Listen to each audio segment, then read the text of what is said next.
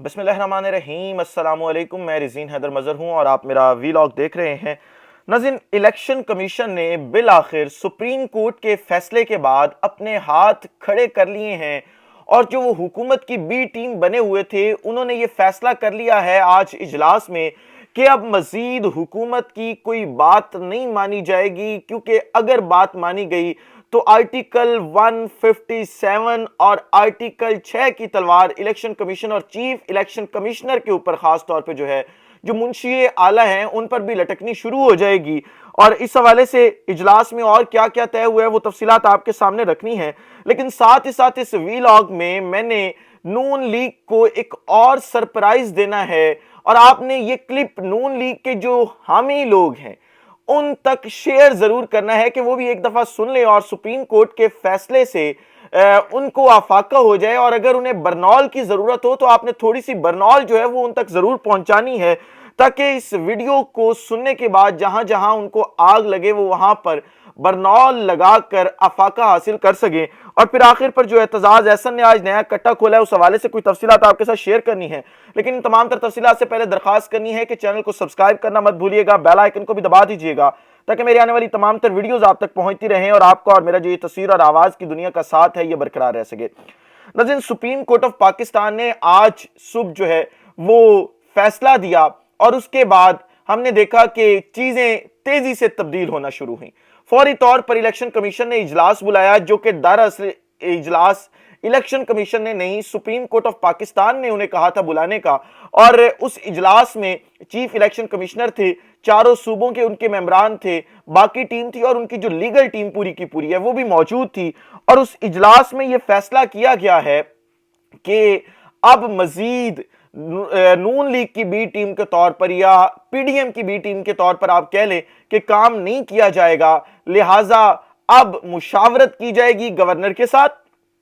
अगर गवर्नर मुशावरत का हिस्सा नहीं बनते केपीके के अंदर, क्योंकि पंजाब में मामला डायरेक्ट सदर आरिफ अलवी के पास पहुंच गया, तो फिर सदर पाकिस्तान के साथ मुशावरत करके इंतखाबात की तारीख दी जाएगी। और ये आज से 90 रोज में नहीं इलेक्शन होने, बल्कि जिस दिन असेंबलियां तहलील हुई थी उनसे अगले 90 रोज में इलेक्शन करवा दिए जाएंगे, ताकि 157 जो कंटेम्प्ट ऑफ कोर्ट है उससे बचा जा सके और आर्टिकल 6 से बचा जा सके। क्योंकि अब अगर जो है वो तौहीन अदालत की या बाइन शिकनी की तो जाहिर बात है कि जो तलवार ऊपर लटक रही है उससे गर्दनें कलम कर दी जाएंगी और फिर चीफ इलेक्शन कमिश्नर के पास और किसी भी दूसरे शख्स के पास कोई भी ऑप्शन मौजूद नहीं होगा। और यह भी फैसला किया गया है कि अब अगर विफाकी हुकूमत या ताकतवर अदारे, जिनके हवाले से मैंने आखिर पर जाके एतजाज एहसन साहब की भी चीजें आपके सामने रखनी है, वो भी अगर ख्वाहिश का इजहार करेंगे तो उनसे माजत की जाएगी और उन्हें यह कहा जाएगा कि आर्टिकल 6 से और 157 की कार्रवाई से आप हमें नहीं बचाएंगे, लिहाजा अब हम मजीद आपकी बातें जो है वो नहीं मान सकते। साथ ही साथ क्योंकि फिर मैंने सुप्रीम कोर्ट के ऑर्डर के जो सफा नंबर 12 है उस हवाले से तफसीलात आपके सामने रखनी है, तो वो जरा आपके सामने मैं रख देता हूं ताकि पूरे का पूरा मामला आपके सामने क्लियर हो जाए कि सुप्रीम कोर्ट ऑफ पाकिस्तान का जो डिसेंट डिसीजन था वो दरअसल मामला क्या था। इसके लिए आपको जाना पड़ेगा सुप्रीम कोर्ट के ऑर्डर के सफा नंबर 12 पर, और सफा नंबर 12 मैं स्क्रीन पर आपके सामने भी चला देता हूं ताकि आप भी चीजें जो है वो क्लियरली देख सकें।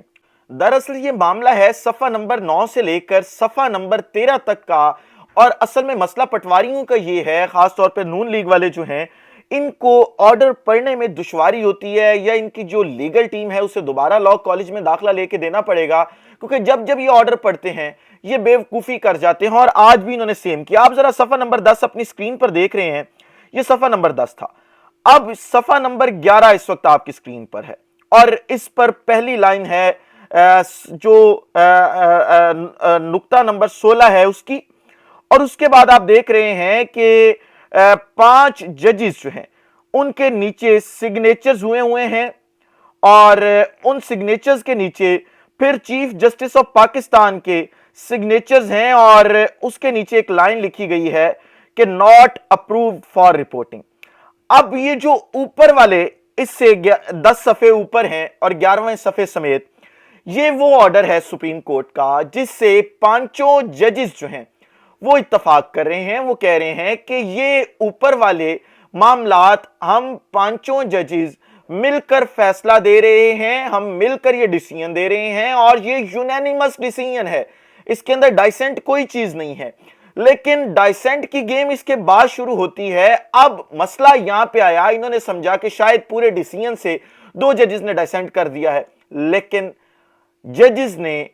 ऊपर वाले डिसीजन से डाइसेंट नहीं किया था, बल्कि नीचे उन्होंने अपना एक इख्तलाफी नोट दिया, जिसका मतलब यह होता है कि ऊपर वाले के साथ हम इत्तफाक कर रहे हैं, लेकिन इससे नीचे वाला जो मामला है इससे हमें थोड़ा सा मसला है और हमें जो इश्यूज है वो ये है। उसके बाद आप देख सकते हैं कि सफा नंबर 12 पर लिखा जाता है, जो आप अपनी स्क्रीन पे इस वक्त देख रहे हैं, Syed Mansoor Ali Shah and Jamal Khan Mandokhel for the reasons to be recorded later we hold that. और उसके बाद उन्होंने ये सफा नंबर 12 के ऊपर जो है वो और सफा नंबर 13 के ऊपर ये दो सफों के ऊपर 6 नुकात पर मुश्तमिल, और यानी 2 आर्टिकल हैं इसके, या आप कह लें कि 2 सेक्शंस हैं और बाकी फर्स्ट सेक्शन के 6 सब सेक्शन हैं जिसके ऊपर मुश्तमिल ये फैसला दिया गया। और अब जो आप अपनी स्क्रीन पर देख रहे हैं ये दरअसल उन 2 जजेस के साइन है इसके नीचे, और नीचे इस्लामाबाद 1 मार्च 2023 लिखा है। मतलब यह हुआ कि सुप्रीम कोर्ट के फैसले के ऊपर नून लीग जो एतराज उठाने की कोशिश कर रही थी और जो बयानियां बनाने की कोशिश कर रही थी, वो बयानियां तो मुकम्मल तौर पे ठुस हो चुका, क्योंकि और अता तारड़ देख लें, आजम नजीर तारड़ देख लें, ये वो लोग हैं जो अपने आप को शायद वकील कहते हैं, कहीं ना कहीं कानून का तालिब इल्म कहते हैं, लेकिन कानून से इनका दूर दूर तक ताल्लुक नहीं है। जिस तरीके से मरियम नवाज ने शायद डिग्री हासिल की थी, पहले वो मेडिकल कॉलेज गई, फिर कनेड और इस तरीके के चक्कर लगाती फिरती रही, उसी तरीके से बिल्कुल जो है इन्होंने भी शायद कानून की डिग्री हासिल की है। और हमें भी पता है कि इनके दौर में कानून की डिग्रियां किस तरीके से दी जाती थी। आजम नजीर तारड़ पर फिर भी मैं मानता हूं कि वो उनका मामला कुछ और है, क्योंकि उन्होंने वफादारी निभानी होती है और वफादारी दिखानी होती है, जिस वजह से वो इस तरह की बातें कर जाते हैं, क्योंकि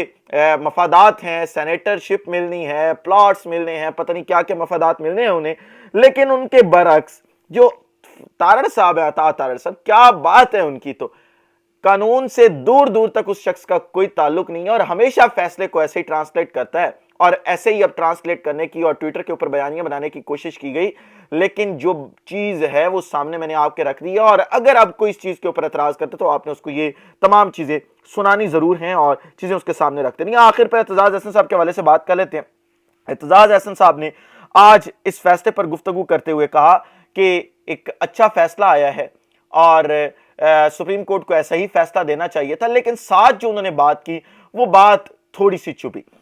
उन्होंने कहा कि दरअसल ये फैसला पीडीएम या विफाकी हुकूमत के खिलाफ नहीं आया, क्योंकि विफाकी हुकूमत इलेक्शन करवाने ना करवाने में उनका कोई अथॉरिटी या उनका कोई स्टेक नहीं था, बल्कि ये फैसला सिक्योरिटी एस्टैब्लिशमेंट के हवाले से आया है। और सिक्योरिटी एस्टैब्लिशमेंट को इस फैसले से धचका लगा होगा, क्योंकि इस मुल्क के अंदर इंतखाबात सिक्योरिटी एस्टैब्लिशमेंट नहीं करवाना चाहती। माजरत के साथ एतजाज अहसन हमारे बड़ों में से हैं, सीनियर कानूनदान है, अगर वकील के तौर पे भी मैं देखूं तो उनका एहतराम मुझ पर वाजिब है, लेकिन एतजाज साहब कभी कभी ये बातें करके दल दुखाते हैं। और एतजाज साहब जैसा एंटी एस्टैब्लिशमेंट और इतना बड़ा शख्स अगर उनको हवाले से ये बात करेगा तो फिर दिल दुखता है, क्योंकि मेरी ये ख्वाहिश है कि इस मुल्क के तमाम फैसले सियासी क़यादत करे, ना कि सिक्योरिटी एस्टैब्लिशमेंट आके करे, क्योंकि ये मुल्क सियासी क़यादत अगर लेकर चलेगी तो शायद हम आगे जा सके। सिक्योरिटी एस्टैब्लिशमेंट का किरदार जब तक आप रखेंगे आपके मामलात ऐसे ही चलते रहेंगे। इस व्लॉग से इजाजत दीजिए, अपना ख्याल रखें, अपने के लोगों का ख्याल रखें, अपने पाकिस्तान का ख्याल रखें।